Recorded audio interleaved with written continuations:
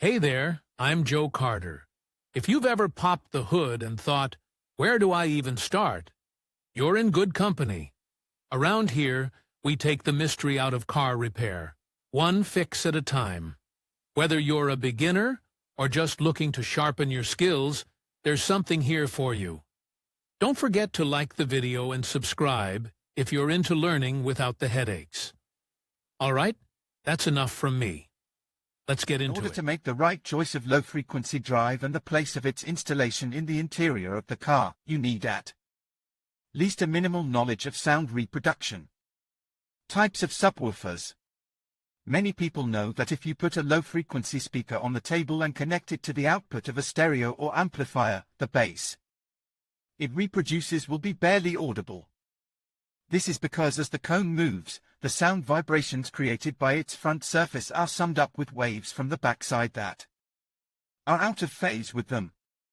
As a result, their amplitude is greatly reduced. A woofer will sound when the vibrations from the front and back of the cone are not mixed. The structure that separates them is called the sound design of the speaker. The 5 types of sound design most commonly used in automobiles are as follows. Acoustic baffle. In a passenger car, this is a panel that divides the body volume into 2 parts, one where the sound vibrations produced by the front surface of the cone propagate, and the other where the waves from the rear surface go. Phaser inverter. The enclosure of this acoustic design is similar to the one described above, but it is not filled with wool and has a section of pipe passing through one of the walls. The dimensions of the section are chosen so that the woofer oscillations coming from the rear surface of the cone, leaving the box, change phase by 180. By becoming in phase with the front surface vibrations, they increase their sound pressure. The pluses are the higher efficiency than previously presented designs, as well as a large power supply to the speaker with minimal distortion. The disadvantages include the fact that at frequencies below the frequency to which the phase inverter is set, the acoustic impedance of the tube tends to 0. And the speaker, reproducing them, practically does not meet air resistance inside the cabinet. That is, the amplitude of the cone oscillation at infralow frequencies is not limited. This increases the risk of damage to the coil or cone suspension. Caution when selecting the bass volume may not be enough to prevent speaker failure. It is therefore advisable to use a filter that cuts off frequencies below 25 Hz. A passive radiator is a type of phase inverter. Therefore, it has no fundamental differences from it. It is used when the volume of the enclosure is small, when the tube of a conventional phase inverter is calculated to be too large to fit in it. Strip type. It has the most complex design.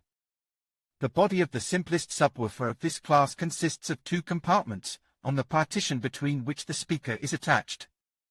Both surfaces of its cone operate in limited volumes. The upper chamber of the design is equipped with a phase inverter. The advantages are the highest efficiency and the fact that the driver is fully protected by the walls. The sound leaves the enclosure through a corridor with a window in the wall. Choosing the best subwoofer we have already considered, so let's focus on the connection.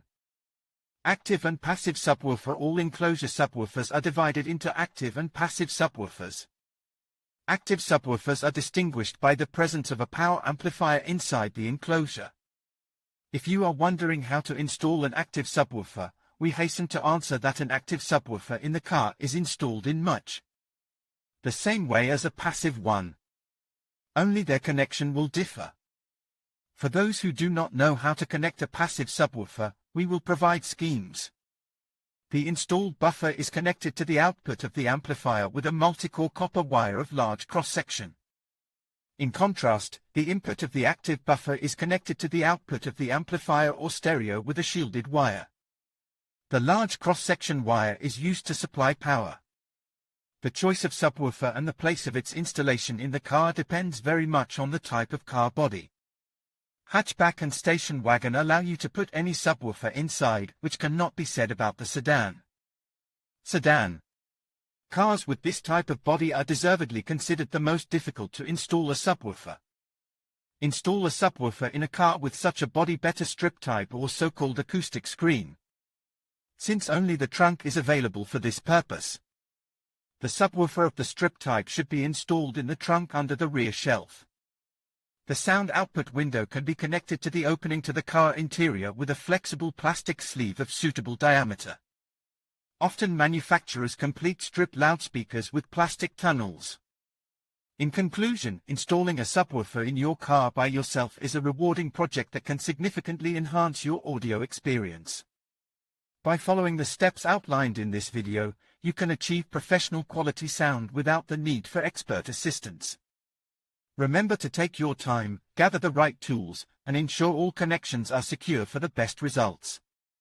With a little patience and effort, you'll enjoy deep, rich bass that transforms your driving experience. Thank you for watching, and happy listening.